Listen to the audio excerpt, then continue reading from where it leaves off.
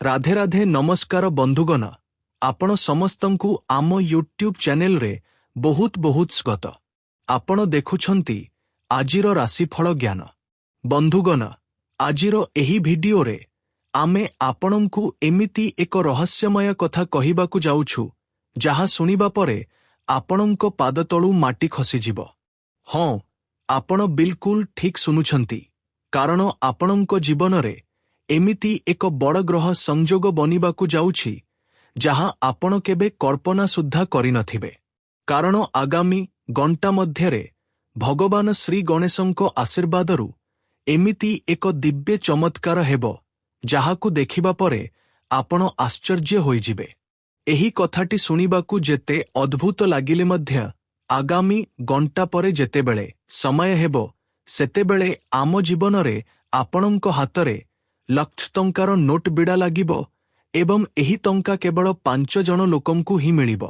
कारण अनेक व्यक्ति अछंती एवं सेमानंको मध्यरु बहुत लोक अलगा अलगा काम करंती, किंतु एही 5 जन भाग्यशाली लोक किए जाहांको विषय रे जानिले आपणंको लोम टांकुरी उठिबो।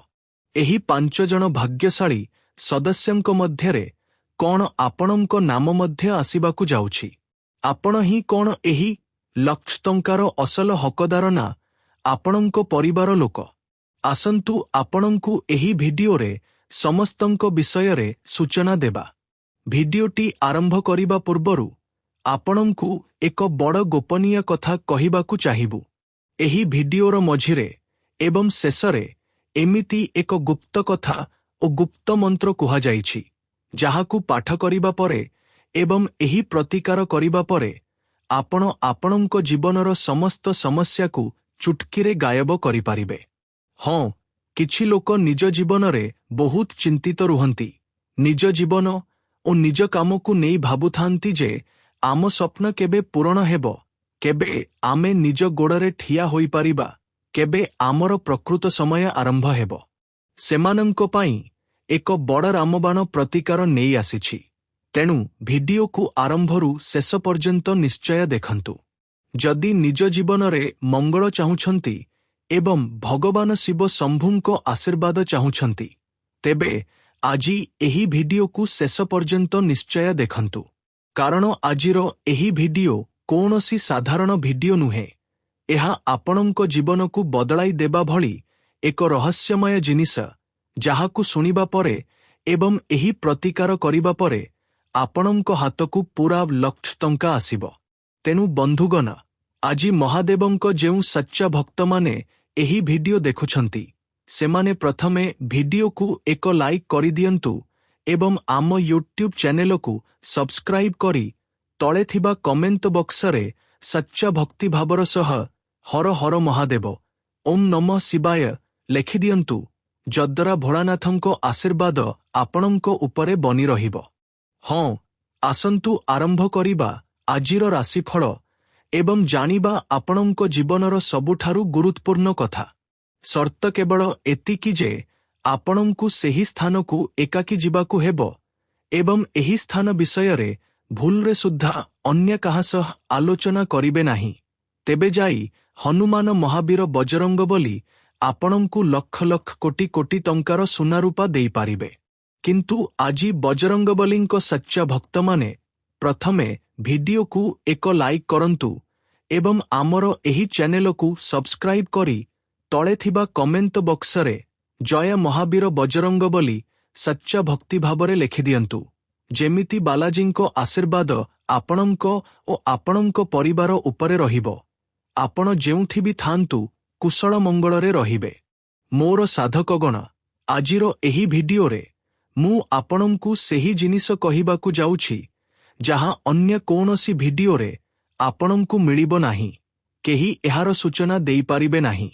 कारण आपणंको जीवन रे आगामी घंटार समय एक विशेष संदेश नेई आसीछि एवं सेही संदेश ही आजी मु आपणंकु कहिबाकु जाउछि जे आपणंको राशि रे केउ ग्रह की संकेत देउछंती, केउ क्षेत्र रे आपणंकु लाभ मिलिबो एवं सेही उपायटी कौन जेउथिरे परिश्रम आपणंकर हेबो किंतु फल ताठारु अनेक गुण अधिक भल मिलिबो।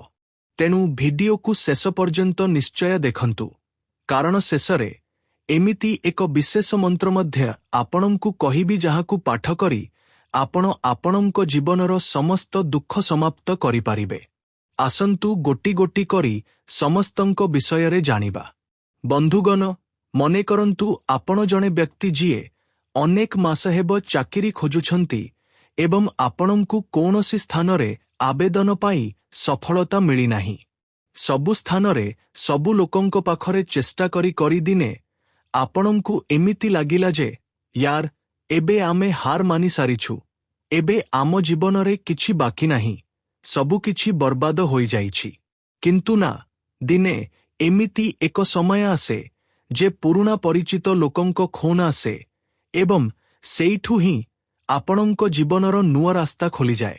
ଏକ ସମୟ ଏମିତି ଆସେ ଯେ ଆପଣଙ୍କୁ ଲାଗେ ସବୁକିଛି ବର୍ବାଦ ହୋଇସାରିଛି, ଏବେ ଆମ ହାତରେ କିଛି ନାହିଁ। କିନ୍ତୁ ପ୍ରକୃତରେ ଭଗବାନ ସବୁ ଦେଖୁଥାନ୍ତି ଏବଂ ଆପଣଙ୍କ ଜୀବନରେ ମଧ୍ୟ ଏମିତି ଏକ ସୁଯୋଗ ହଠାତ୍ ସାମ୍ନାକୁ ଆସିଯାଏ ଯାହାକୁ ଆପଣ ବହୁଦିନରୁ ଅପେକ୍ଷା କରିଥିଲେ। ବସ୍ ବୁଝିଯାଆନ୍ତୁ ଯେ ଏବେ ଆପଣଙ୍କ ସଫଳତାର ସିଡ଼ିର ପ୍ରଥମ ପାଦ ଆରମ୍ଭ ହେବାକୁ ଯାଉଛି ଆଗାମୀ ଘଣ୍ଟା ପରେ।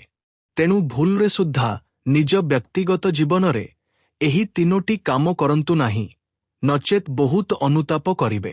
ଆଜି ଆମେ ଆପଣଙ୍କୁ ପ୍ରଥମେ କହିଦେବୁ ଯେ ଭାଗ୍ୟର ଗନ୍ତାଘର ପ୍ରକୃତରେ କ'ଣ ଏବଂ ଏହା କ'ଣ ହୋଇଥାଏ। ଦେଖନ୍ତୁ, ଯେତେବେଳେ ବି ଭାଗ୍ୟର ଗନ୍ତାଘର କୁହାଯାଏ, ତାର ଅର୍ଥ ସବୁବେଳେ ମାଟି ତଳେ ପୋତା ହୋଇଥିବା ସୁନା ନୁହେଁ। ଅନେକ ସମୟରେ ପ୍ରକୃତ ଗନ୍ତାଘର ଆମ ଜୀବନ ସହ ଜଡ଼ିତ ଜିନିଷ ହୋଇଥାଏ, ଯେମିତି କି ଚାକିରିର ସୁଯୋଗ ମିଳିବା, ବ୍ୟବସାୟରେ ନୂଆ ଗ୍ରାହକ ମିଳିବା, କୌଣସି ପ୍ରଭାବଶାଳୀ ବ୍ୟକ୍ତିଙ୍କ ସହଯୋଗ ମିଳିବା, ଘର ପରିବାରରେ ସୁଖ ଓ ସମ୍ମାନ ବଢ଼ିବା କିମ୍ବା ଅଟକି ରହିଥିବା ଟଙ୍କା ମିଳିବା। ଏହି ସଂକେତ ହିଁ ଆପଣଙ୍କୁ ଗ୍ରହ ଗୋଚର ତରଫରୁ ମିଳୁଛି ଏହି ସମୟରେ ଯେ ଆଗାମୀ ଘଣ୍ଟା ମଧ୍ୟରେ ଯେଉଁ କାମ ଗତ କେତେ ବର୍ଷ ହେବ ହୋଇନାହିଁ, ତାହା ଏବେ ଆପଣଙ୍କୁ ଆଗାମୀ ଘଣ୍ଟା ପରେ ସେହି କାମରେ ଉନ୍ନତି ଦେଖିବାକୁ ମିଳିବ। ତେଣୁ ପ୍ରସ୍ତୁତ ହୋଇଯାଆନ୍ତୁ ଯେ ଏବେ ଆପଣଙ୍କ ବ୍ୟକ୍ତିଗତ ଜୀବନରେ ଭାଗ୍ୟ ବଦଳିବାକୁ ଯାଉଛି। ଏହି ସମୟରେ ଧନ ମାମଲାରେ ସାବଧାନତା ଓ ବୁଦ୍ଧିମତ୍ତା ଉଭୟର ଆବଶ୍ୟକତା ରହିଛି। ଆପଣଙ୍କ କୁଣ୍ଡଳୀରେ ପୁରୁଣା ବିନିଯୋଗର ସମୀକ୍ଷା କରିବାକୁ ହେବ। ବିନା ଯାଞ୍ଚରେ କୌଣସି ଯୋଜନାରେ ଟଙ୍କା ଲଗାନ୍ତୁ ନାହିଁ। କୌଣସି ଅଭିଜ୍ଞ ବ୍ୟକ୍ତିଙ୍କ ପରାମର୍ଶ ଆପଣଙ୍କୁ ଲାଭ ଦେଇପାରେ।